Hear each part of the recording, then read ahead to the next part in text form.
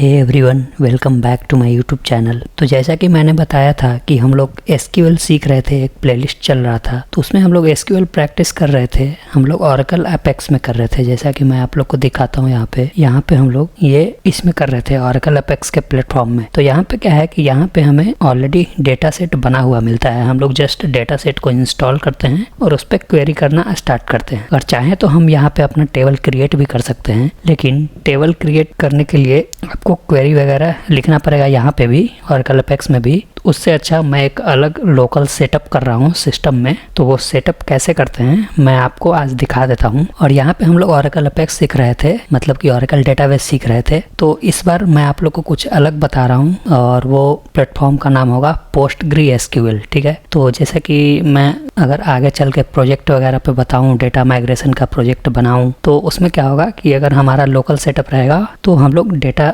Migration पे project कर सकते हैं। इसलिए मैं आगे का सोच के ये वीडियो बना रहा हूँ अभी। ठीक है, तो जैसा कि मैंने बताया था कि डेटाबेस से इंटरेक्ट करने के लिए हमारे पास बहुत सारे प्लेटफॉर्म हैं। इंटरेक्शन प्लेटफॉर्म बोल सकते हैं इसको। ठीक है, और वो कौन कौन सा है, जैसे ओरेकल है, ठीक है, माईएसक्यूएल है, उसके बाद हम लोग बोल सकते हैं पीएलएसक्यूएल है, उसके बाद हम लोग बोल सकते हैं पोस्टग्रीएसक्यूएल है। ठीक है, तो यहाँ पे हम लोगों ने क्या सीखा था, यहाँ पे हम लोगों ने ये ओरेकल सीख लिया है। ठीक है, तो इस बार हम लोग सीखने वाले हैं ये पोस्टग्रीएसक्यूएल। इसमें हम लोग स्टार्टिंग से सब कुछ करेंगे। सबसे पहले हम लोग टेबल बनाना सीखेंगे कि टेबल बनाते कैसे हैं, उसको मॉडिफाई कैसे करते हैं, सब कुछ सीखेंगे इसमें। ठीक है, इसलिए मैं ये लोकली सेटअप कर रहा हूँ, क्योंकि इसमें चीज़ें स्क्रैच से मैं बताऊंगा कि टेबल कैसे क्रिएट करते हैं, टेबल में वैल्यू को कैसे इंसर्ट करते हैं। ठीक है, तो सबसे पहले चलते हैं, हम लोग पहले इसको लोकली सेटअप कर लेते हैं। ठीक है, तो उसके लिए आप अपना ब्राउजर खोलेंगे सिंपली, और ब्राउजर में आप लोग टाइप करेंगे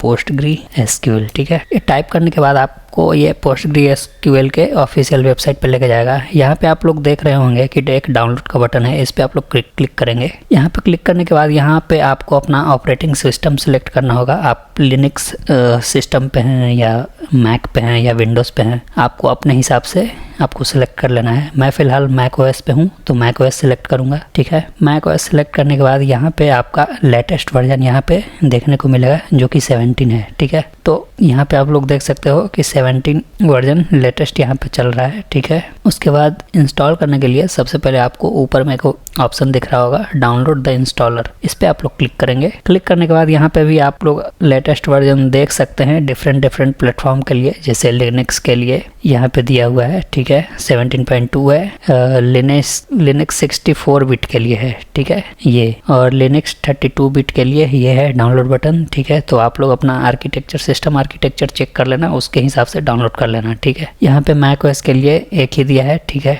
और यहाँ पे विंडोज के लिए है। ठीक है, और विंडोज 32 बिट के लिए ये सपोर्टेड नहीं है, तो आप लोग देख के इंस्टॉल करना। अगर विंडोज 32 बिट पे हो तो आप कोई ओल्डर वर्जन डाउनलोड कर सकते हो 9.6 का। ठीक है, तो मैं फिलहाल ये मैक ओएस का इंस्टॉल कर लेता हूँ, लेटेस्ट वर्जन जो कि 17.2 है। हम लोग यहाँ से स्टार्ट फ्री पे क्लिक करेंगे, इसको अलाउ कर देंगे और ये हमारा डाउनलोड होना स्टार्ट हो जाएगा। जैसे ये डाउनलोड हो जाता है, मैं आगे का प्रोसेस दिखाता हूँ आपको इंस्टॉल करने का। ठीक है, तो जैसा कि हमारा डाउनलोड हो गया है, अब चलते हैं हम लोग इसको इंस्टॉल करते हैं। तो इंस्टॉल करने के लिए आप लोग यहाँ पे जस्ट डाउनलोड बटन पे चेक करोगे और यहाँ पे जस्ट आपको ये डबल क्लिक करके ओपन कर लेना है। ओपन करके इसको आप इंस्टॉल करने के लिए डबल क्लिक करोगे तो यहाँ से आप ओपन कर दोगे। और यहाँ पे मैं मैक ओएस पे हूँ, तो जब भी कोई सॉफ्टवेयर में डाउनलोड करता हूँ तो ये मेरे सिस्टम का पासवर्ड मांगता है, तो यहाँ पे मैं अपना पासवर्ड डाल देता हूँ। ठीक है, तो ये हमारा इंस्टॉल हो रहा है। ठीक है, ये हमारा इंस्टॉल होना स्टार्ट हुआ है। यहाँ पे मैं जस्ट नेक्स्ट पे क्लिक करूँगा। ये बाय डिफ़ॉल्ट इंस्टॉलेशन डायरेक्टरी है, अगर आप चाहो तो यहाँ से चेंज कर सकते हो। मैं फ़िलहाल यहाँ पे बाय डिफ़ॉल्ट रहने दूंगा। ठीक है, उसके बाद ये आप सारी चीज़ें हम लोग को इंस्टॉल कर लेनी है, तो ये इसमें से कुछ भी मैं अनचेक नहीं कर रहा हूँ। जस्ट मैं नेक्स्ट पे क्लिक करूँगा, उसके बाद फिर से नेक्स्ट पे। यहाँ पे आपको एक पासवर्ड सेट करना है। ये पासवर्ड सिस्टम का पासवर्ड नहीं है, ये पासवर्ड ये पोस्टग्रीएसक्यूएल का है। और जब भी आप लोग पोस्टग्रीएसक्यूएल के वर्कबेंच में लॉगिन करोगे, जब ये पासवर्ड आपसे पूछा जाएगा तो ये पासवर्ड कहीं पे लिख के रख लेना, या फिर ऐसा पासवर्ड सेट करो ताकि आपको हमेशा याद रहे। ठीक है, तो मैं यहाँ पे अपना पासवर्ड डाल देता हूँ, आप लोग भी अपना पासवर्ड अपने हिसाब से सेट कर लेना, ठीक है। और इसको कंफर्म करेंगे पासवर्ड को यहाँ पे, उसके बाद नेक्स्ट पे क्लिक करेंगे। ये हमारा पोर्ट नंबर है, बाय डिफॉल्ट पोर्ट नंबर 5432 होता है PostgreSQL का। सारे डेटाबेस का अपना अलग अलग बाय डिफॉल्ट पोर्ट नंबर होता है, तो ये PostgreSQL का पोर्ट नंबर है। यहाँ पे जस्ट नेक्स्ट पे करेंगे। उसके बाद ये पूछ रहा है कि select the local to be use the new database cluster, तो ये आपका पूछ रहा है कि आपका डेटाबेस क्लस्टर कहाँ होगा, तो मैं बाय डिफॉल्ट ही छोड़ रहा हूँ इसको। उसके बाद यहाँ पे जस्ट नेक्स्ट पे क्लिक करना है, उसके बाद नेक्स्ट पे क्लिक करना है और यहाँ पे आपका इंस्टॉलेशन स्टार्ट हो जाएगा। ये कुछ सेकंड लगेगा इंस्टॉल होने में, ठीक है। तो यहाँ पे जैसा कि देख सकते हैं कि यहाँ पे completing the PostgreSQL setup wizard दिखा रहा है और यहाँ पे आपको ये स्टैक बिल्डर करके पूछ रहा होगा, इसको आप जस्ट अनचेक करेंगे और इसको फिनिश कर देंगे, ठीक है। अब ये हमारा PostgreSQL इंस्टॉल हो चुका है। यहाँ पे चलते हैं हम लोग, देखते हैं एप्लीकेशन में, ठीक है। एप्लीकेशन में आ गए, अब देखते हैं किधर इंस्टॉल हुआ है। हाँ, तो यहाँ पे आप लोग देख सकते हो कि ये PostgreSQL का एक फोल्डर बन के आ गया है। इसके अंदर चलेंगे हम लोग और यहाँ पे देखेंगे कि ये सारी चीज़ें इंस्टॉल हो चुकी है। अगर हम चाहें तो इसको चला सकते हैं यहाँ से SQL सेल से। SQL सेल का मतलब कि एक कमांड टर्मिनल है, जैसे कमांड प्रॉम्प्ट रहता है वैसे ही ये इसका खुद का कमांड प्रॉम्प्ट रहता है, ठीक है। उस पर आप लोग अपना क्वेरी लिख सकते हो डेटाबेस से कनेक्ट करके, लेकिन यहाँ पे हम लोग नहीं करेंगे क्योंकि ये लोकली सेटअप ऐसे नहीं होगा। कमांड प्रॉम्प्ट पे हम लोग क्वेरी नहीं लिखेंगे, ठीक है। उसके लिए ये pgadmin4 है, इसको डबल क्लिक करेंगे हम लोग। डबल क्लिक करने के बाद ये हमारा ओपन होगा। यहाँ पे ये थोड़ा टाइम लगेगा, फर्स्ट टाइम आप लोग ओपन करोगे तो ये हमारा एक्चुअल इंटरफेस होगा जहाँ पे हम लोग क्वेरी लिखेंगे। pgadmin, pg का मतलब पोस्टग्री और ये एडमिन का ये पेज है, ठीक है, जहाँ पे हम लोग क्वेरी लिखेंगे। किसी को एक्सेस देना है तो किसी को एक्सेस दे सकते हैं यहाँ पे इस डेटाबेस का, ठीक है। तो इसमें हम लोग एक्चुअल अपना क्वेरी लिखेंगे, टेबल बनाएंगे, जो भी बनाना है सब कुछ इसमें करेंगे, ठीक है। तो जैसा कि आप लोग देख सकते हो ये हमारा ओपन हो चुका है। यहाँ पे इस तरीके से फर्स्ट टाइम आप लोग ओपन करोगे तो इस तरीके से कुछ आपको ये यूजर इंटरफेस देखने को मिलेगा, ठीक है। यहाँ पे आप कुछ नए सर्वर ऐड करना चाहते हो तो कर सकते हो, डॉक्यूमेंटेशन पढ़ना चाहते हो तो कर सकते हो, pgadmin का वेबसाइट पे जाना चाहते हो, कुछ देखना चाहते हो तो वहाँ पे देख सकते हो, ठीक है। ये SQL का है। यहाँ पे हम लोग इस तरीके से पेज जहाँ पे ओपन होगा वहाँ पे हम लोग क्वेरी लिखेंगे अपना, ठीक है। बाकी ये प्रोसेस वगैरह है, ठीक है।